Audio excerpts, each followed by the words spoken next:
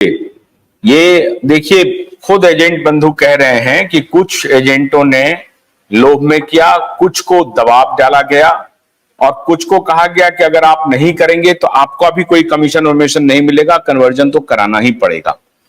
तो ये मजबूरी थी, कन्वर्जन दबाव में था या लोभ में था? क्योंकि अंततः तो हाशिए पर निवेशक है, निवेशक का तो एक पैसा नहीं मिल रहा है।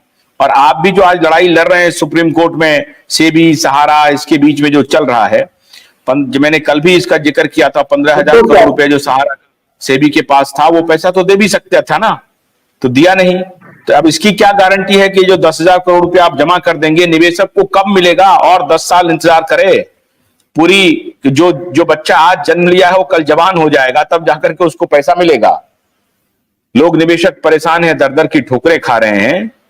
तो ये कभी सहारा ने क्यों नहीं कहा कि मिलॉर्ड, वो जो 15,000 करोड़ रुपया आपके पास है, आप उसको दीजिए, मैं उसमें सहयोग करता हूं? कोर्ट में क्यों नहीं कहा? आप निवेशक को लौटाइए, आप ही लौटाइए, मुझे मत लौटाइए, आप लौटाइए, मैं सहयोग करता हूं। ऐसा क्यों नहीं कहा सहारा ने? नंबर 1। नंबर 2, कि कन्वर्जन क्यों करवाया? क्या एजेंटों ने लोभ में खुद करवाया या आप पे दबाव डाला, प्रबंधन ने दबाव डाला? अनम्यूट कीजिए कन्हैया जी, अनम्यूट कीजिए और ध्यान रहे मर्यादा में सब लोग कीजिए। हाँ, बोलिए। अभय भैया को प्रणाम। प्रणाम। अभय भैया को बोल रहा हूँ सर, खास करके अभय भैया को प्रणाम। अभय जी आपको प्रणाम कह रहे हैं, कन्हैया जी प्रणाम कह रहे हैं, बोलिए। क्योंकि ब्राह्मण देवता है साहब, ब्राह्मण देवता को तो प्रणाम करना पड़ता है ना। नहीं ठीक है, हाँ बोलिए। छोटे भाई हैं और मुझे के भी सच, छोटे भाई हैं, मुझे आशा और विश्वास है कि आपकी अंतरात्मा सच बोलेगी। और अगर आपने भाई कहा है तो भाई का फर्ज अदा करिएगा, अपनी अंतरात्मा से सच बोल दीजिएगा। मुझे अच्छा लगेगा, कि आज आप सच बोलेंगे।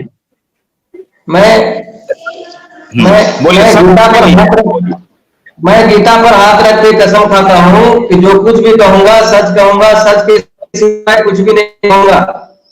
यकीन रखिए, भरोसा रखिए। 10 मिनट दीजिए, 10 मिनट दीजिए। अच्छा, बोलने दीजिए इनको, बोलने दीजिए इनको। अबे बोलने दीजिए नहीं आपको। ये अपने सर पे हाथ रखे और उस सर पे हाथ रख के कहें कि मैं जो कहूंगा वो सच कहूंगा, सच के सिवा कुछ नहीं कहूंगा। मुझे विश्वास है अगर ये सच कहेंगे तो बच जाएंगे, नहीं तो भस्मासुर की तरह मर जाएंगे। मैं जो कुछ भी कहूंगा सच के सिवाय कुछ भी नहीं कहूंगा। ठीक है, 100% सच कहूंगा, भरोसा रखिए। लेकिन मुझे 10 मिनट देना पड़ेगा, क्योंकि बहुत सारे आरोप लग रहे हैं, उसको क्लियरिफिकेशन जरूरी है सर। ठीक है। पहली बात तो ये कि Sahara India limited, Sahara India परिवार तो कहा जाता है, लेकिन सहारा इंडिया लिमिटेड एक लिमिटेड कंपनी अपनी पैरा बैंकिंग में काम कर रही थी। और Sahara India limited life insurance, mutual fund, para banking, housing finance, real estate सारा काम कर रही थी। उसके बाद फ्यूचर में उतरी, रिटेल वेंचर में भी उतरी, रिटेल प्रोडक्ट में उतरी। ये जो सर 2012 का मामला है, 2012 में जब ऑर्डर आया कि आपको कस्टमर को रिटर्न करना है, उस समय भी सहारा के पास 3 सोसाइटी के अलावा 2 एमसीए में रजिस्टर्ड लिमिटेड कंपनी थी, जिसका नाम था सहारा गोल्ड मार्ट लिमिटेड और सहारा यूनिक प्रोडक्ट लिमिटेड। वहां वो दोनों कंपनी में भी 15.5% इंटरेस्ट का एफडी का स्कीम चल रहा था। जब ये ऑर्डर आया सेबी का कि रिटर्न करना है, और सुप्रीम कोर्ट ने ऑर्डर कर दिया कि आपको 15% इंटरेस्ट के साथ रिटर्न करना ही पड़ेगा, तो 15% इंटरेस्ट के साथ सेबी को रिटर्न करने की ऑर्डर के अलावा सहारा गोल्ड मार्ट और प्रोडक्ट लिमिटेड कंपनी थी, वहां 15.5% इंटरेस्ट मिल रहा था। तो वहां पर दो तरह से काम हुआ।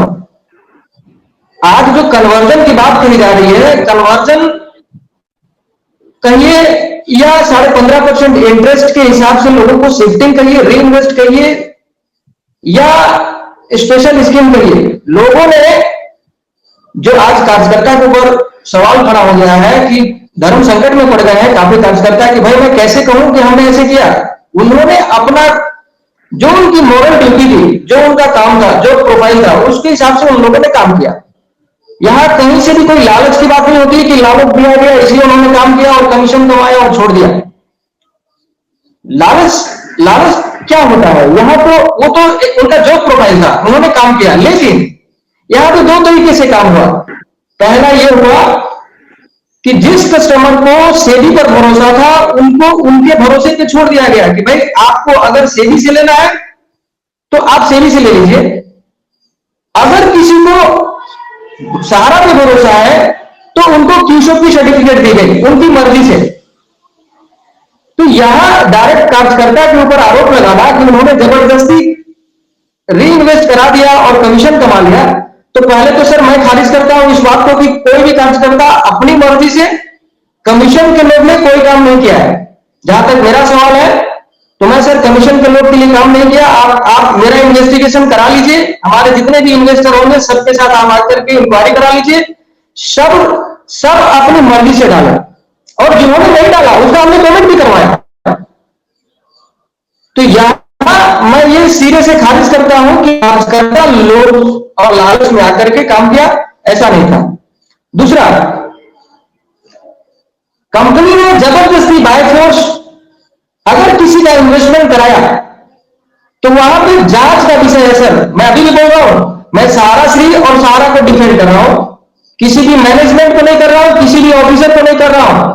और उसकी इंक्वायरी होगी। मैंने पहले भी कहा है कि कहीं ना कहीं मैनेजमेंट में भी कोई है जिसकी वजह से ये कुछ हुआ, तो उसकी इंक्वायरी होगी।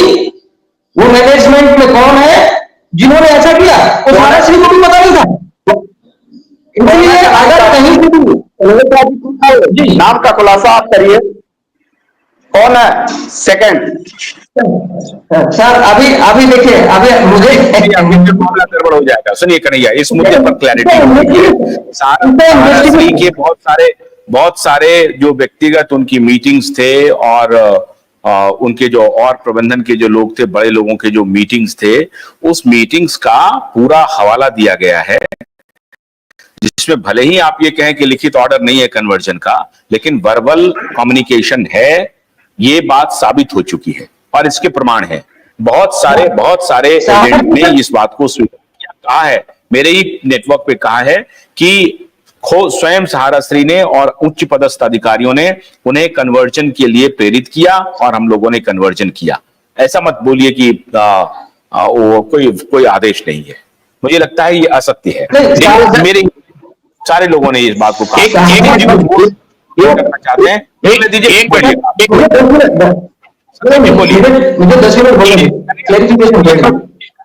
सतीश जी। देखिए सर, क्वेश्चन क्लियर हो जाएगा।